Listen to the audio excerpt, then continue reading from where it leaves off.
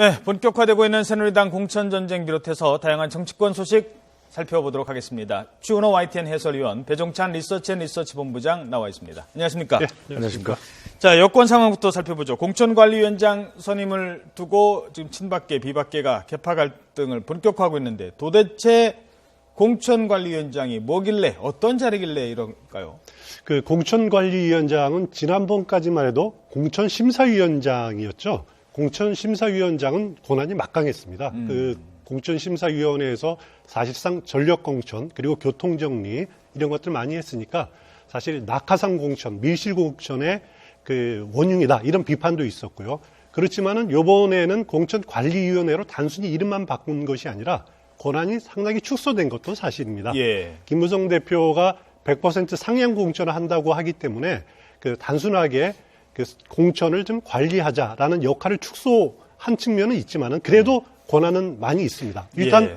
우선 추천 지역을 그 선정하고 또 후보를 추천할 수 있는 권한이 있고요. 물론 최고위원회에서 종족을 합니다만. 예. 그리고 이제 공천 적용되는 룰, 당원 국민 여론조사 30대 70으로 할 거냐, 영입 인사 경우에는 100%를 할 것이냐, 그것을 또 1차적으로 공천관리위원회에서 결정합니다. 아하. 그렇기 때문에 상당한 권한은 남아있다라고 보시면 될 것 같습니다. 친박계에서는 이한구 의원, 이제 다음에 불출마 선언을 했습니다만, 이한구 의원을 밀고 있고, 그리고 비박계에서는 지금 김황식 전 총리 영입 얘기가 지금 나오고 있거든요. 각각 어떤 셈법일까요?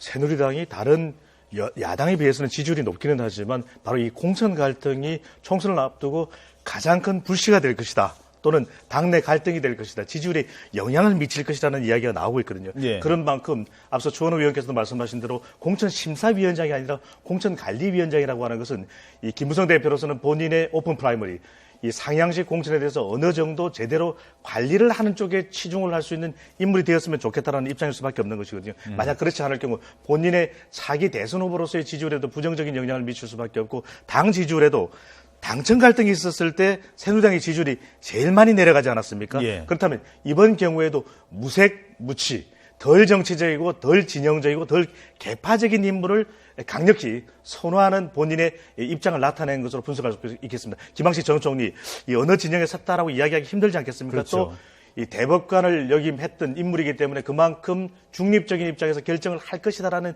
기대감도 다분히 반영된 것으로 보여집니다. 그러면은 친박은 이한구 의원을 한 거는 그러면 결국은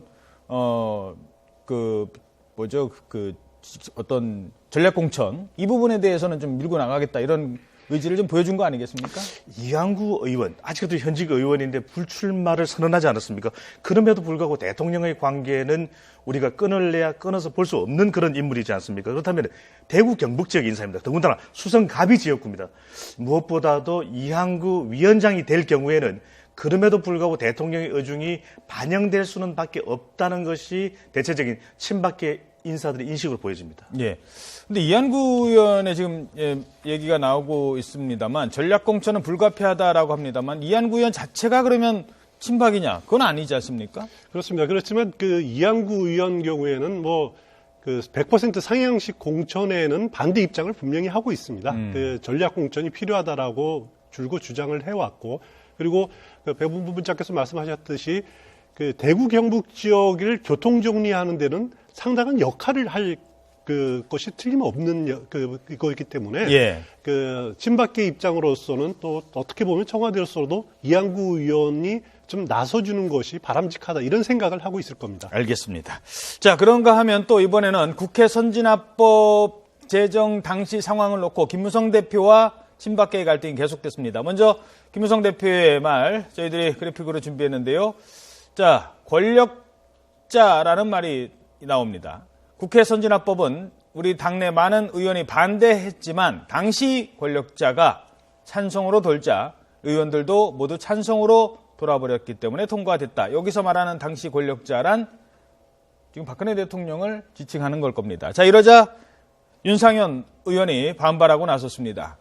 저 역시 의원총회에서 반대 입장을 밝혔고 본회의에서도 반대표를 던졌다. 누구도 국회 선진화법을 강제하지 않았다.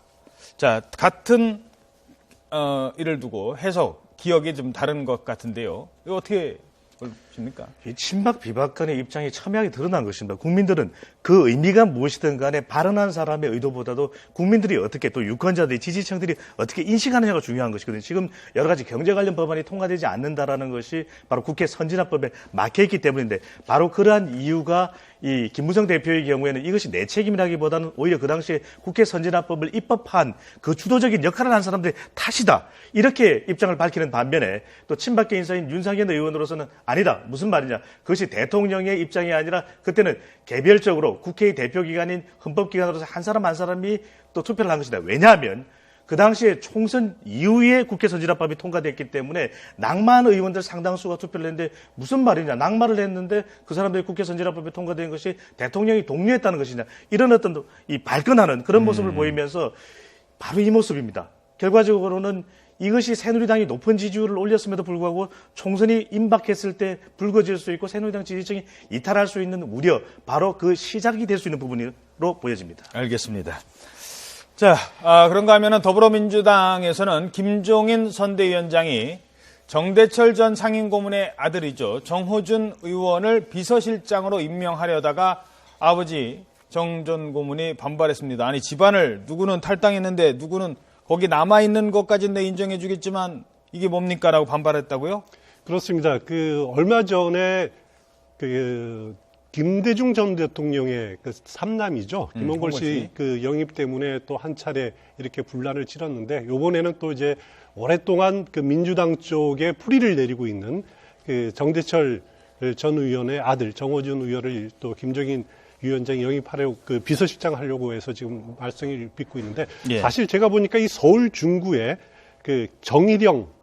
돌아가신 정일영 전 의원, 네. 그다음에 정대철 전 의원, 정호준 의원 네. 합치면은 3대네요. 네, 3대에 걸쳐서 14번을 지금 국회의원을 지금 그곳에서 하고 계십니다. 그렇습니까? 같은 지역에서? 그렇습니다. 정일영 전 의원이 8선을 중구에서 하셨고, 네. 정대철 전 의원이 5선, 그리고 정호준 의원이 지금 초선 의원입니다만, 이렇게 3대에 걸쳐서 한 곳에서 70년 가까이 지역구를 지키고 있는 것은 대한민국에서 유일한 곳이 바로 서울 중구 이 3대 가문이라고 볼 수 있습니다. 물론 대를 이어서 하는 것은 좀 꽤 되죠. 예.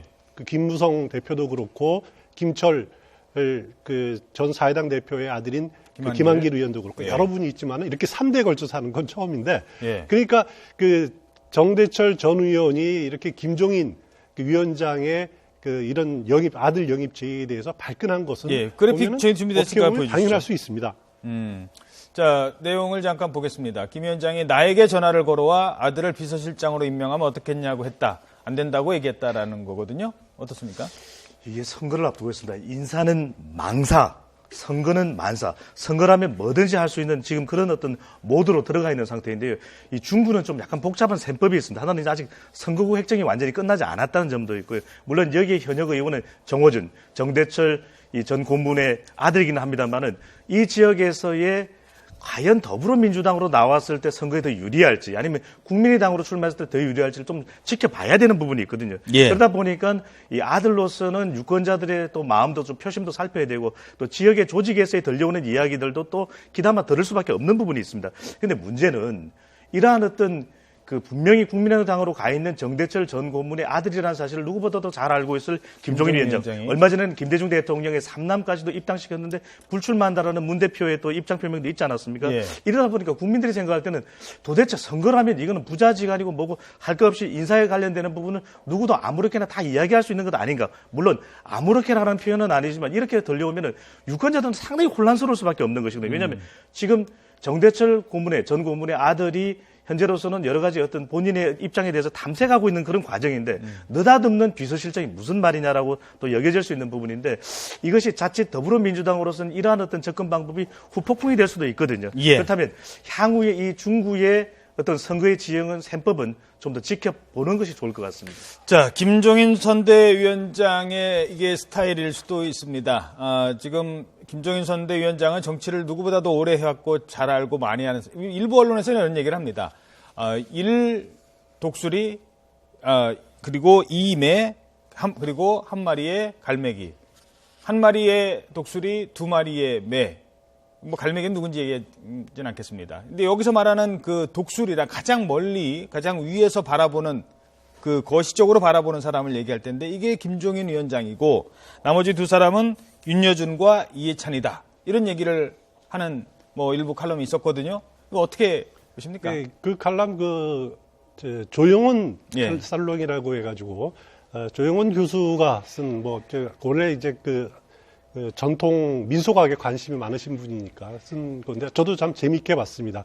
그 조영원 살롱에 따르면은 그 김종인 위원장 경우에는 조부인 김병로 예. 전 대법원장, 초대 대법원장이었죠. 그분 밑에서 이렇게 좀 정치를, 사람 보는 눈들, 이런 것들을 배웠다. 어렸을 때부터. 어렸을 때부터 배웠고, 그리고 또 그 여당 쪽과 또 이제 왔다 갔다 했다. 그리고 비례대표도 4번이나 지냈고, 이런 다양한 식견들이 그 더 멀리 더 높이서 볼 수 있는 그런 근간을 이룬 분이기 때문에 독수리로 이렇게 칭하신 것 같고요. 예. 그리고 윤여준 지금 위원장 경우에도 물론 부친께서 그 유명한 한학자십니다. 그 양반 가문에 지내셨고 또 그리고 이승만 전 대통령 당시에 인사 문제를 또 경무대에서 담당하신 분이기 때문에 그분 밑에서 또 이렇게 경무대를 왔다 갔다 하면서 정치를 배웠다. 물론 이제 김영삼 전 대통령 당시에 그 공보수석으로 또 김영삼 전 대통령으로부터도 정치를 또 배워왔고 예. 그렇기 때문에 일단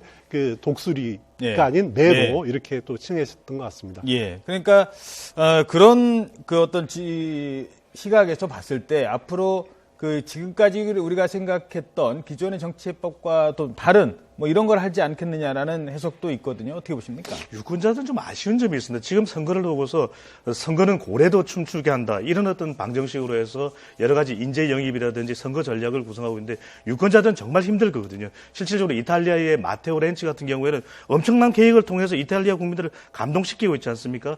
독수리, 매, 갈매기 좋습니다. 언젠가는 유권자들이 살고 있는 땅으로 내려와야 됩니다. 높은 지점에서 고공정치, 활공정치도 좋지만 국민들이 얼마나 힘들어하는 그 부분을 오히려 적극적으로 제시해줘야만 유권자들의 표를 얻을 수 있거든요. 그것이 아니라 하늘에서 내려다보기만 한다면 분명히 이 유권자들의 표심이 갈지 모르겠습니다. 알겠습니다. 자, 그리고 최근에 이유 여사께서 이 엉덩방아를 낙상하셨다고 그랬죠. 엉덩방아를 찧어서 골반뼈에 금이 갔다고 하더라고요. 이 뭐 좀 빨리 쾌유를 했었으면 좋겠습니다. 그 김홍걸 교수에 대해서 아까 잠깐 얘기했습니다만 뭐 불출마를 결국 선언하기 않는다 이렇게 가는 거죠? 그렇습니다. 이것 때문에 혼선이 많이 있지 않았습니까? 그 문재인 지금 아직은 대표죠. 대표로서는 그 호남 민심을 잡기 위해서 김홍걸 카드를 꺼내놓은 건데 사실 그게 그다지 여론에서 좋은 반응은 얻지 못했습니다. 예. 알다시피 김대중 전 대통령의 큰아들 김홍일 씨, 그다음에 둘째 아들 김홍업 씨는 다 국회의원을 지냈고 마지막 그 셋째 아들 김홍걸 씨는 국회의원을 지내지 못했는데 혹시 이게 어떻게 보면 우리 사회에서 있는 금수저, 흑수저 논란 뭐 이런 것들까지 겹치면서 그다지 국민 여론은 그렇게 우호적이지는 않았던 것 같습니다. 그거를 이제 파악을 하고 김홍걸 씨는 뭐 불출마할 것처럼 이야기를 하고 지금 중국으로 건너가 있는 것을 알고 있는데 그렇기 때문에 선거에서 지금으로서는 이제 큰 역할은 하지 않지 않을까 이렇게 생각이 됩니다. 알겠습니다. 자, 국민의당 얘기해보죠. 안철수, 천정배 의원이 통합을 선언한 데 이어서 박주선 의원이 그동안 뭐 독자신당을 좀 추진했었는데요. 국민의당과의 뭐 통합, 그러니까 결국 국민의당 안철수, 천정배 쪽으로 간다 이 얘기거든요. 이렇게 되면 국민의당은 17명. 일단 박주선 의원의 그쪽 선택의 의미 그리고 이 교섭단체 구성에 필요한 20명 가능할지 좀 설명을 해주시죠. 박주선 의원은 다른 선택이 없었던 것으로 보여집니다. 왜냐하면 호남에서 천정배 국민의힘마저도 3에서 뭐 4% 정도의 지지율에 불과했고 전국적으로도 1%가 되지 않는 경우들도 조사 결과 많이 나타났거든요. 박주선 의원 개인으로서 영향력 지극히 제한적일 수밖에 없습니다. 그렇다면 큰 틀 내에서 본인의 어떤 정치적인 입지를 더 만들어야 되고 또 확보할 수밖에 없었던 것이고요. 결과적으로는 여러 가지 불만도 있고 또 불평도 있기는 하지만 만족스럽지 못한 점은 있지만 그럼에도 불구하고 호남에서 정치를 하고 꿈을 피워야 된다는 박주선 의원으로서는 불가피한 선택이고요. 이를 통해서 또 이 국민회의와의 통합을 통해서 이 국민의당으로서는 그동안 상당히 어떻게 보면 좀 이 코너에 몰려 있었는데 반전 모멘텀을 만드는 계기가 될 수 있는데 중요한 것은 참여한 이들 인사들이 과연 설날을 앞두고 호남에 어떤 민심을 전달하고 어떻게 더불어민주당과 차별하는지가 가장 중요할 것으로 보여집니다. 예, 근데 또 현실적으로 생각하면 20석을 갖느냐 못 갖느냐에 따라서 선거자금 지원도 달라지고 그렇습니다. 그래서 안철수 국민의당 입장에서는 지금 20석이 좀 솔직히 말하면 정치인은 누구나 뭐 돈 없이 선거 치를 수 없지 않습니까? 현실적으로 참 필요한 20명 아니겠습니까? 그렇습니다. 20석이 괜한 20석이 아니라 일단 2월 14일까지 원내 교섭단체를 구성을 하게 되면은 2월 15일에 1분기 국고보조금이 나옵니다. 그것 플러스 또 3월 되면은 총선 보조금이 나오는데 원내 교섭단체를 구성을 하게 되면 거의 90억 가까이 되는 돈이기 때문에 사실 신당으로서는 자금력도 딸리고 하는데 엄청난 실탄이 될 수밖에 없는 거죠. 예. 거기다가 원내 교섭단체는 뭐 19대 국회 끝나갑니다만은 그래도 하나의 대화 파트너로서 국정에 참여할 수 있는 그런 위치이기 때문에 그렇죠. 엄청난 영향력이 달라질 수밖에 없는 거죠. 예. 자, 세 명은 어떻게, 어떤 방식으로 또 영입을 할지도 관심을 갖고 지켜보겠습니다. 추은호 YTN 해설위원, 배종찬 리서치 앤 리서치 본부장이었습니다. 두 분 고맙습니다.